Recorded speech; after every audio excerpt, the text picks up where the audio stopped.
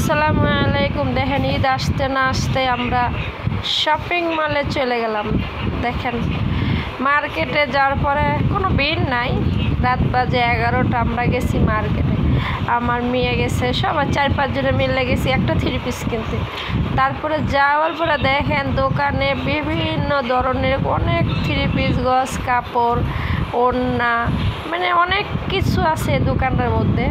কিন্তু সমস্যা কি জানেন, 3 পিস যেটা দেখতে চাই, মানে যদি আমি দোকানদারে বলি আমার একটা 3 পিস দেখান, দোকানদারের কি একটা অভ্যাস, আগেই বলবে 3 পিসটার দাম এত, এই 3 পিসটা। তো আমার একটা হলুদ 3 পিস অনেক পছন্দ হয়েছে, পরে আমি বলতেছি যে 3 পিসটা দেখান, উনি বলতেছে এই 3 পিস দাম 3100 টাকা।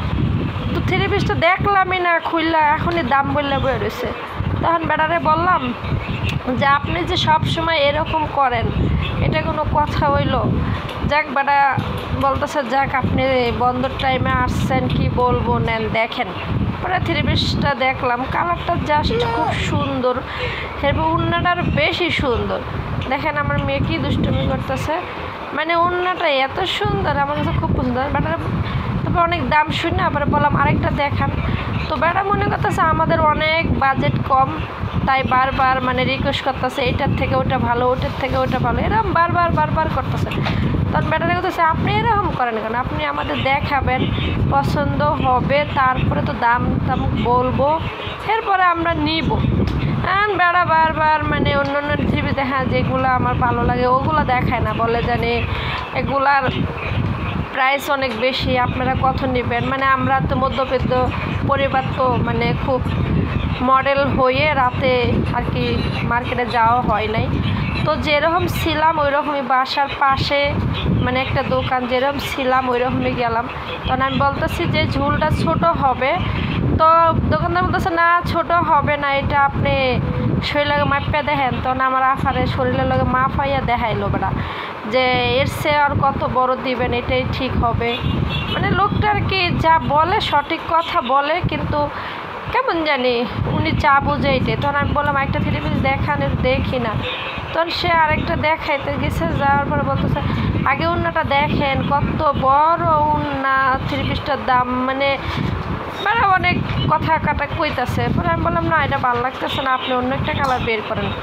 এরপরে কোথাছে আরেকটা আছে একদম 1800 টাকা, যদি নেন তাহলে বের করব। তো না, আমি বলতেছি শুনেন 1800 হোক আর 2000 হোক, আপনি 3 পিসটা বের করেন, তারপরে আমরা দেখি যদি ভালো লাগে তবে নিব, কিন্তু 1800 টাকা 3 পিস তো না এটা।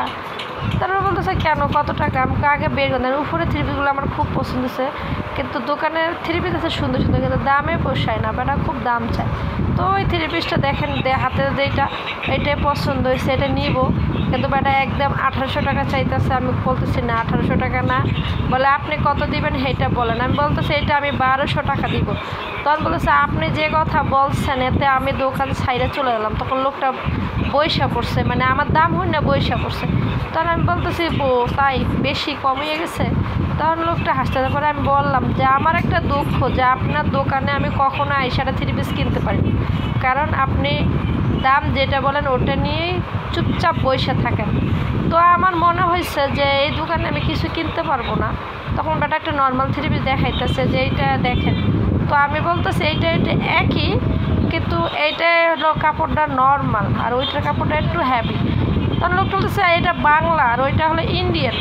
তো ঠিক আছে, বেটার কথাও যুক্তি আছে, এটা বাংলা ওটা ইন্ডিয়ান, যাই হোক বেটার কথাবার্তা বলো। এগুলো দেখলাম, দেখার পরে বেটা অনেক জোর করতেছে যে এই 3 পিসটা আপনি নিয়ে যাবেন না। আমি বলতেছি না, এই 3 পিসটা আমি নিব, 1200 টাকা দিব। তখন আমি বলতেছি না আমার হলুদটা খুব পছন্দ হয়েছিল, তো হলুদটা নিতে পারলাম না। তখন আমি হাসতেছিলাম হলুদটা দিকে। তোর পাশে দোকানে